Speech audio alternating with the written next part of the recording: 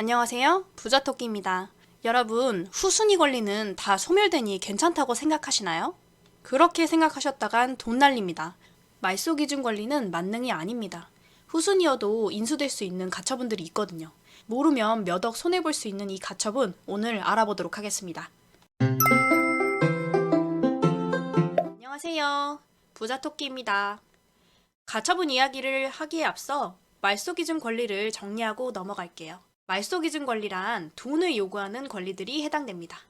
가압류, 압류, 근저당, 담보 가등기, 전세권 전부, 경매 기입 등기일 등 돈을 달라라는 권리들을 우리가 말소 기준 권리로 볼 수 있는데요. 선순위는 인수가 원칙이고 후순위는 말소가 원칙인 건 알고 계실 겁니다. 선순위는 임차권, 전세권, 가등기, 지상지역권, 가처분, 환매 등기. 후순위는 임차권, 압류, 지상지역권, 전세권, 가등기, 소유권, 그리고 환매 등기 이렇게 보실 수 있습니다. 환매 등기는요, 여러분 돈을 일단은 누구한테 빌렸을 때 큰 돈을 빌렸었기 때문에 일단은 내가 너에게 집을 팔겠다. 근데 3년 뒤에 5년 뒤에 내가 그 돈을 다 갚으면 이 집을 다시 나한테 소유권을 넘겨달라, 환매해달라 라는 그런 등기입니다. 우리가 인수되는 후순위 가처분은요, 세 가지로 이제 말씀드릴 수 있을 것 같은데, 첫 번째 가처분은 바로 건물 철거 토지 인도 청구입니다.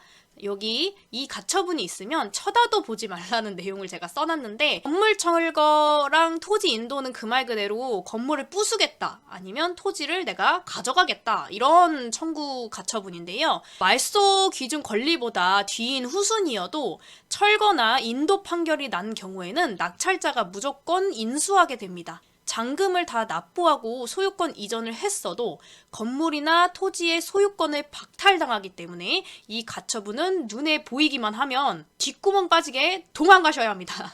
네, 이 부분 꼭 기억하셨으면 좋겠고요. 두 번째 가처분은요, 원인무효 내지 명의회복과 관련된 가처분입니다. 소유권 이전 등기 말소 가처분도 여기에 해당이 되고요. 소송에서 만약에 승소하게 될 경우 낙찰 후에 소유권을 뺏길 수 있는 불상사가 발생할 수 있습니다. 자세한 내용을 말씀드리자면 절대적 사유에 의한 소유권 이전 청구의 경우에는 낙찰자한테 위험할 수 있습니다.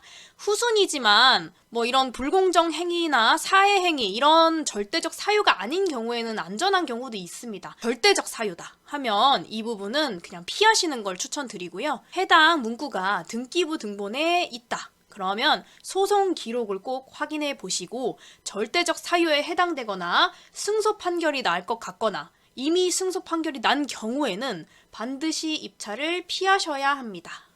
자, 세 번째는요, 구분지상권이라고 합니다. 구분지상권이란 토지 전체가 아닌 일부 토지를 사용할 수 있게 하는 권리입니다.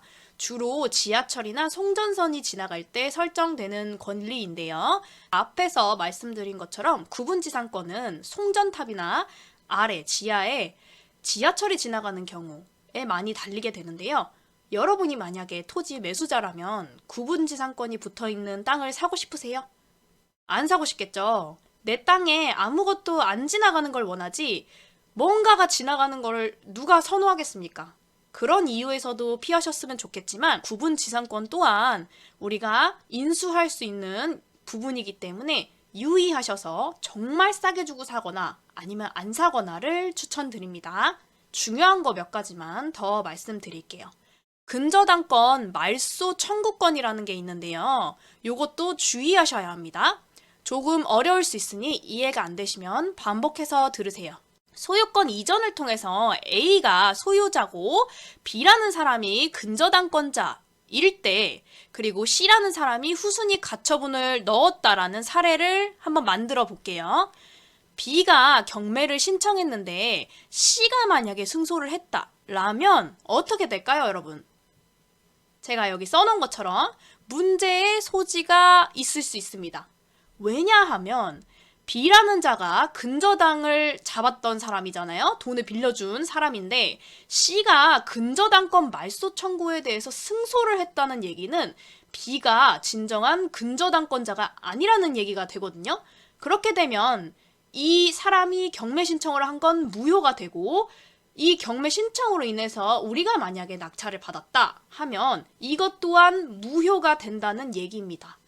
그래서 C가 승소하고 B가 경매 신청한 이런 사례의 경우에는 소유권을 뺏길 수가 있거든요. 근데 제3자 경매가 신청된 상태에서 C가 승소하게 될 경우에는 소유권이 박탈되는 이런 일들은 생기지 않기 때문에 낙찰자한테는 문제가 생기지 않으므로 입찰이 가능합니다. 결국 경매 신청자에게 진정한 권리가 없을 수 있는 상황이라면 낙찰자한테 위험할 수 있다는 뜻입니다. 인수가 된다는 거죠. 이해되시죠? 자, 여기 소유권 이전 등기 말소 가처분 또한 주의하셔야 하는데요. 사회행위 취소 소송을 정말 조심하셔야 합니다. 정확히 말씀드리면 사회행위 취소에 의한 소유권 이전 등기 말소 청구 소송이 써져 있다. 이거는 일단 삐용삐용입니다. 조심하셔야 합니다.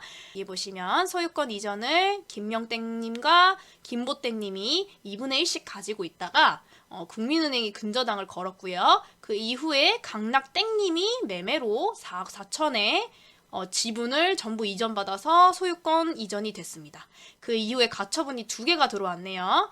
자, 내용을 보시면 사회행위 취소로 인한 소유권 이전 등기 말소 등기 청구권, 이것도 마찬가지입니다. 이 내용을 왜 조심을 해야 하느냐? 결국 이 물건의 경우에는 다행히 취하가 되었습니다. 그래서 문제는 없었지만 만약에 원상 회복을 하라는 명령으로 승소했을 경우에는 낙찰자한테 큰일이 날 수 있습니다. 왜냐하면 사회행위 취소 소송으로 인해 원래 가지고 있던 소유자의 소유권이 박탈되는 일이기 때문에 무효가 될 수 있다는 거죠. 낙찰자도 무효가 될 수 있습니다. 조심하셔야 합니다. 또 다른 사례를 보여드리자면 이 물건의 경우에는 이재님이 이영님한테 매매로 소유권 이전을 했습니다. 전 소유자는 이분이시고요. 현 소유자는 이분이십니다. 잘 기억을 하고 계세요. 근데 문제는 사회행위 취소 청구 소송을 4곳에서 걸었어요. 이 사례의 경우에는 우리 여기 매각물건 명세서 상에 사회행위 취소 청구의 소송에서 원상회복, 무서운 단어죠. 이 대신에 가액을 반환하는 거에 대해서 승소를 판결했다. 아까 가처분이 4개가 있다 그랬는데 4개 다 확인을 하셔야 합니다. 자, 근데 친절하게도 물건 명세서에 이 4가지가 다 같은 판결을 받았다라고 써져 있습니다. 이 사례의 경우에는 가액 반환에 대한 승소 판결이기 때문에 현 소유자인 이영땡님의 소유권이 날아가지는 않습니다. 그 말은 즉슨 우리의 권리도 박탈당할 수 있는 위험성은 없다는 거죠. 만약 원상회복 판결이 났었다라면 소유권 날아갈 수 있어요. 큰일 납니다. 하지만 이 이영땡님이 가액 반환을 하게 되면 이제 문제가 되지 않기 때문에 입찰이 가능한 물건으로 바뀌게 되는 거죠. 여러분, 후순위도 조심해야 된다는 걸 꼭 기억하셨으면 좋겠어요. 완전한 분석이 안 되면 입찰을 차라리 포기하세요.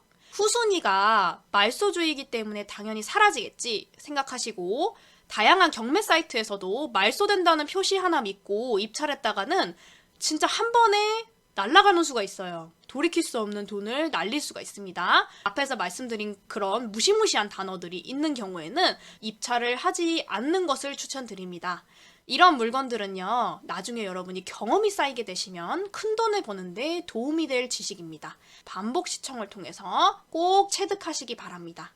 오늘은 여기까지 하겠고요. 다음에도 좋은 정보를 가지고 돌아오겠습니다. 감사합니다.